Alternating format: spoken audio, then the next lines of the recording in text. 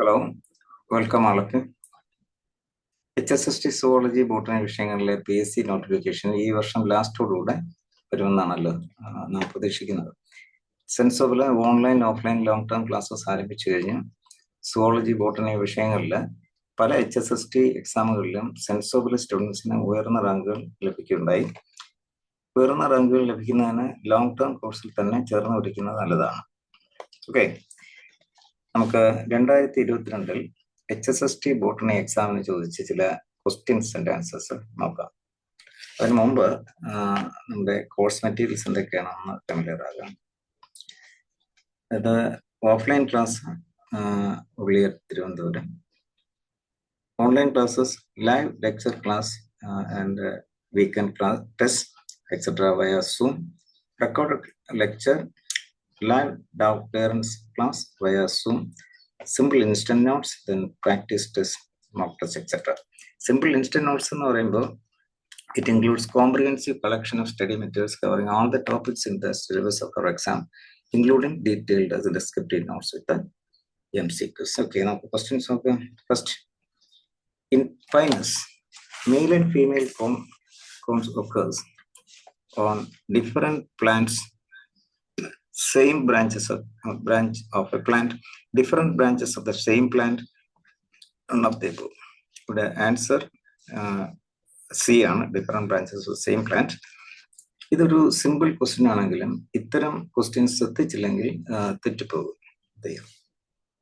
ഇങ്ങനെയും ക്വസ്റ്റ്യൻ ചോദിക്കാം. ഇത് തന്നെ ഇപ്പൊ മെയിൽ കോൺസ് താഴെയാണോ മുകളിലാണോ, അതുപോലെ ഏതാണോ വലുത് ചെറുത്, ഇങ്ങനെയെല്ലാം ചോദിക്കാം. Generally male cones are found on the lower branches, male, female upper. Then അതുപോലെ ഫീമെയിൽ ഉണ്ടോ വലുതാണ്, മെയിൽ കോൺസ് ചെറുതാണ്, ഫീമെയിൽ കോൺസ് ലാർജർ മേളിൽ കാണും. Okay, next question Bombay blood ഗ്രൂപ്പുമായിട്ട് ബന്ധപ്പെട്ടാണ്. The rare blood type Bombay phenotype is due to a mutation of a dominant allele, a capital H, which leads to homozygosity and gene interaction. This phenotype is due to dominant epistasis, recessive epistasis, multiple allele, and codominance. ഇത് gene ഇന്ററാക്ഷനുമായിട്ട് ബന്ധപ്പെട്ട question ആണ് അല്ലെ. ഇപ്പോൾ recessive epistasis എന്താണെന്ന് ഞാനൊന്നും പറയുന്നില്ല. ഇതെന്തുകൊണ്ട് recessive epistasis ആയി എന്ന് നോക്കാം. റെസസീവ് എപ്പിസ്റ്റാസിസ് എല്ലാവർക്കും അറിയാം. നമ്മുടെ ഡിഫറെന്റ് ബ്ലഡ് ഗ്രൂപ്പ്സ് ഒന്ന് ഓടിച്ച് നോക്കുക. നമുക്ക് A blood group, B, A B and O blood group. അതിന് എ ബ്ലഡ് ഗ്രൂപ്പ് എന്ന് പറയുമ്പം ഒരു ക്യാരക്ടറിസ്റ്റിക് എ ആന്റിജൻ നമ്മുടെ RBCയിലുണ്ട്. അതുപോലെ ബി ബ്ലഡ് ഗ്രൂപ്പിന് ബി ആന്റിജൻ RBCയിലുണ്ട്. എ ബി ബ്ലഡ് ഗ്രൂപ്പിന് എ ബി. അപ്പൊ ഈ antigens, where does this antigen on the surface of RBC coming from? നമ്മൾ ആദ്യം അതൊന്ന് മനസ്സിലാക്കുക. These antigens are coming from a precursor called antigen H. അത് ഒരു ഡോമിനന്റ് അല്ലീലാണ്. ആ ഡോമിനന്റ് അല്ലീൽ നമ്മുടെ RBCയിൽ ഉണ്ടെങ്കിൽ മാത്രമേ ഈ ABO ബ്ലഡ് ഗ്രൂപ്പ് സിസ്റ്റം വരൂ.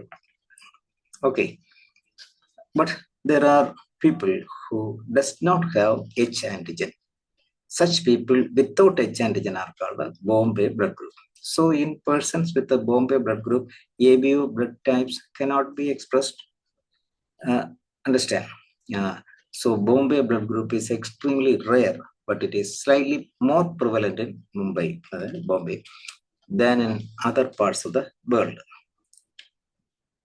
So in Bombay blood group, dominant H allele is absent, and the recessive small h mutant allele, smallest genotype is present.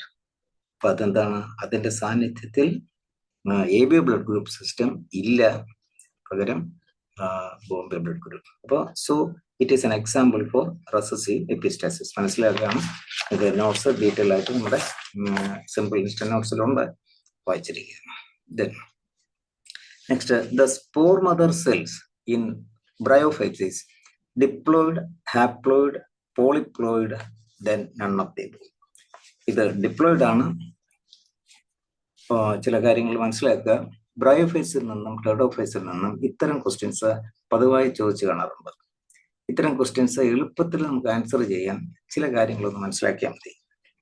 ബ്രയോഫൈറ്റ്സും ടെറിഡോഫൈറ്റ്സും haplo diplontic ആണല്ലോ. രണ്ടും തമ്മിലുള്ള പ്രധാന വ്യത്യാസം എന്താണ്? രണ്ടും ഹാപ്ലോ ഡിപ്ലോണ്ടിക് ആണെങ്കിലും രണ്ടും തമ്മിൽ എന്താണ്?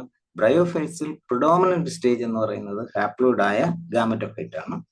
സ്പോറോഫൈറ്റിക് സ്റ്റേജ് ഗാമറ്റോഫൈറ്റിക് സ്റ്റേജിനെ ഡിപ്പെൻഡ് ചെയ്ത ഒരു ചെറിയ സ്റ്റേജാണ്. എന്നാൽ ടെറിഡോഫൈറ്റ്സിൽ നേരെ മറിച്ചാണ്. നമുക്ക് ബ്രയോഫൈറ്റ്സിന്റെ കാര്യം നോക്കാം. ആദ്യമായി ഒരു ഫെമിലിയർ എക്സാമ്പിൾ നമ്മൾ എടുക്കണം. Let it be Funaria. നമുക്ക് ഫിനേറിയ എടുക്കാം. ഫിനേറിയ വളരെ ഫെമിലിയർ അല്ലേ? അത് വെച്ച് നമുക്കത് മനസ്സിലാക്കാം. ഇതിന്റെ ഇതുപോലുള്ള ഏത് ക്വസ്റ്റ്യൻ ചോദിച്ചാലും. ഇതാ ഒരു ഹാപ്ലോയിഡ് ആയിട്ടുള്ള ഗാമറ്റോഫൈറ്റ്. ഇത്രയും ഭാഗം ഗാമറ്റോഫൈറ്റ് അല്ലേ, ലീഫി സ്ട്രക്ചർ. ഒരു ഹാപ്ലോയിഡ് ആയ ഗാമറ്റോഫൈറ്റ് ആണ്. ഇവിടെ ഇതിനിടയ്ക്ക് എന്ത് കാണും? ആന്ത്രിഡിയും ആർച്ചിഗോണിയും എല്ലാം കാണുമല്ലോ. ആന്ത്രിഡിയൽ ക്ലസ്റ്ററും ആർച്ചിഗോണിയൽ ക്ലസ്റ്ററും ഒക്കെ ഇവിടെ കാണും. എല്ലാം പഠിച്ചിട്ടുണ്ടല്ലോ. അപ്പൊ ആന്ത്രിഡിയം ഇവിടെ ഉണ്ടെന്ന് വിചാരിക്കുക, അതിനിടയ്ക്ക് ഇവിടെ ആർച്ചിഗോണിയം ഉണ്ടെന്ന് വിചാരിക്കുക. അപ്പൊ ആന്ത്രിഡിയത്തിൽ നിന്നും റിലീസ് ചെയ്യുന്ന സ്പേം, അതായത് ആന്ത്രോസോയിഡ് ഫിലിം ഓഫ് വാട്ടറിലൂടെ സഞ്ചരിച്ച് ആർച്ചിഗോണിയത്തിലങ്ങോട്ട് പ്രവേശിക്കും അല്ലെ. ആർച്ചിഗോണിയത്തിനകത്ത് എന്തുണ്ട്? എഗ് ഉണ്ട്. അപ്പൊ ആന്ത്രിഡിയത്തിൽ നിന്ന് റിലീസ് ചെയ്യുക ആന്ത്രോസോയിഡ് സ്പേം ഇവിടെ ഇരിക്കുക, ആർച്ചിഗോണിയ ഇവിടെ ഇരിക്കണമെന്നിരിക്കട്ടെ. തിൻ ഫിലിം ഓഫ് വാട്ടറിലൂടെ അവിടെ വന്ന് എഗ്ഗുമായിട്ട് ഫേസ് ചെയ്ത് എന്താണ് സൈഗോട്ട് ഉണ്ടായി. അപ്പൊ സൈഗോട്ട് ഉണ്ടായി എന്ന് പറഞ്ഞാൽ എൻ്റെ അർത്ഥം എന്തിലേക്ക് പ്രവേശിച്ചു? അതായത് ഡിപ്ലോയിഡ് ആയിട്ടുള്ള സ്പോറോഫിറ്റിക് സ്റ്റേജിലേക്ക് പ്രവേശിക്കുന്നു. ഇതും ക്വസ്റ്റ്യൻ ചോദിക്കാം. അപ്പോൾ അപ്പൊ ഡിപ്ലോയിഡ് ആയിട്ടുള്ള അപ്പോൾ സൈഗോട്ട് ഉണ്ടായി. ആ സൈഗോട്ട് ജെർമിനേറ്റ് ചെയ്ത് എന്തുണ്ടാകും? സ്പോറോഫൈറ്റ് ആയിട്ടുള്ള ഇതായി സ്ട്രക്ചർ ഉണ്ടാകും. അതിന്റെ സ്ട്രക്ചർ എന്തൊക്കെയാണ് നമ്മൾ പഠിച്ചിട്ടുള്ള? ഫുട്ട് ഇതിനകത്ത് ഇമേഴ്സ് ചെയ്ത് കാണും. Fruit, seed, capsule. ഇതിൽ കാണുന്ന ഏത് സെല്ലും ഡിപ്ലോയിഡ് ആയിരിക്കില്ലേ? ഇതെല്ലാം ചിലപ്പോൾ ചില എക്സാമിന് ചോദിച്ചിട്ടുണ്ട്. സീറ്റ് ഇതിലെ സെല്ല് ഹാപ്ലോയിഡ് ആണോ ഡിപ്ലോയിഡ്, അങ്ങനെയൊക്കെ. അപ്പൊ നമ്മൾ ചിത്രം ഇത് വ്യക്തമായിട്ട് മനസ്സിലായാൽ ഏത് വന്നാലും ആൻസർ ചെയ്യാൻ പറ്റും. അതുപോലെ ക്യാപ്സ്യൂൾ. ഇവിടെ ക്യാപ്സ്യൂളിനകത്ത് ആണല്ലോ സ്പോർ ഉണ്ടാകാൻ പോകുന്നത്. ഇപ്പൊ ക്യാപ്സ്യൂളിനകത്തുള്ള സെല്ലുകൾ ഇപ്പോ നമ്മൾ എന്താണ്, ഇപ്പോ എല്ലാം ഡിപ്ലോയിഡ് ആണ്. പക്ഷെ അതിനകത്തിരിക്കുന്ന സ്പോർ മദർ സെല്ല് ആണ് നമുക്കിവിടെ ചോദിച്ചിരിക്കുന്നത്. അതും എന്ത് തന്നെയാണ്? ഡിപ്ലോയിഡ് ആണ്. പക്ഷെ സ്പോർ മദർ സെല്ലില് എന്ത് സംഭവിക്കും?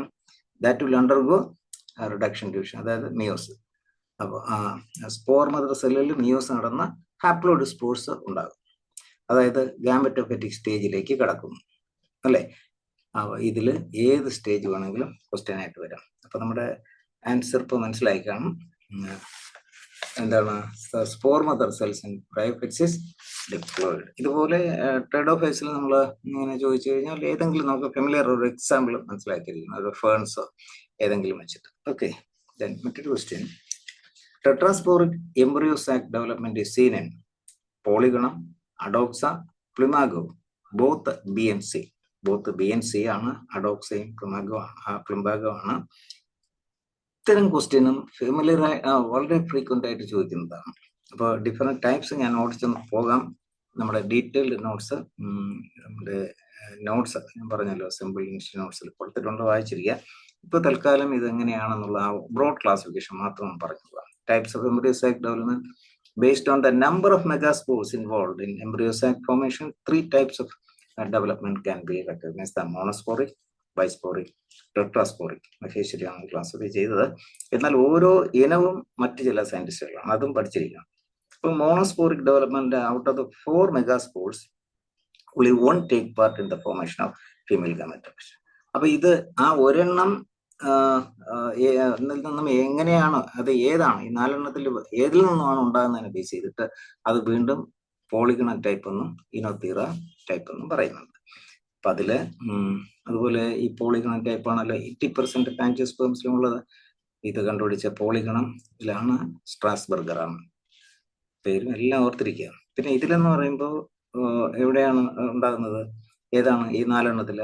ഓഫ് ദിസ് ചലാസൽ മെഗാസ്പോർ, അതായത് 4th on from the micropyle surveys. ഇതെല്ലാം ഓർത്തിരിക്കുക. എല്ലാം ഇതിലുള്ള ഓരോ എക്സാമിനും ഓരോ രീതിയിലുള്ള ക്വസ്റ്റ്യൻ ഈ ഭാഗത്ത് നിന്നെല്ലാം വരും.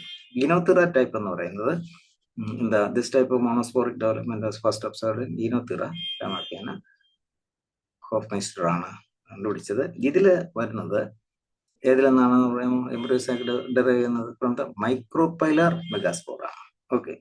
അപ്പോൾ ഇതിൻ്റെ മറ്റ് ചില കാര്യങ്ങളുണ്ട്, അതെല്ലാം നോട്ടിൽ വായിക്കുക. പിന്നെ tetrasporic development, in tetrasporic development 4 megaspores participate in the formation of embryos. Adoxa type, Drusa type, Plumbago type, പിന്നെ ടൈപ്പ് എല്ലാം ഓർത്തിരിക്കുക. ഇതിൽ ഏതെങ്കിലും ഒരെണ്ണമായിട്ട് ചോദിക്കും. ഓക്കെ. Then last one, endosperm in angiosperm is triploid haploid pre fertilization product. Then D both B and C. ഇവിടെ D ആണ് ആൻസർ. ഡി എന്താണ്? ബോത്ത് ബി ആൻഡ് സി ആണ്. ഹാപ്ലോയിഡ് ആണ്. ഇതും സിമ്പിൾ ക്വസ്റ്റ്യൻ ആണ് അല്ലേ, വളരെ സിമ്പിൾ ആയിട്ടുള്ളൊരു ക്വസ്റ്റ്യൻ ആണ്. മറ്റ് പക്ഷെ ഇനി ഇവിടെ എങ്ങനെയാണ് ഹാപ്ലോയിഡ്? അതായത് പ്രീ ഫെർട്ടിലൈസേഷൻ പ്രോഡക്റ്റ് ആണ്. അപ്പോൾ ആൻജിയോസ്പേമിന്റെ വ്യക്തമായിട്ട് എല്ലാവർക്കും അറിയാതെ ട്രിപ്ലോയിഡ് ആണ്. ഓക്കെ. അപ്പൊ ഇനി പ്രധാനപ്പെട്ട മറ്റു ക്വസ്റ്റ്യൻസ്, മറ്റൊരു ക്ലാസ്സിൽ നമുക്ക് ഡിസ്കസ് ചെയ്യാം. Okay, thank you.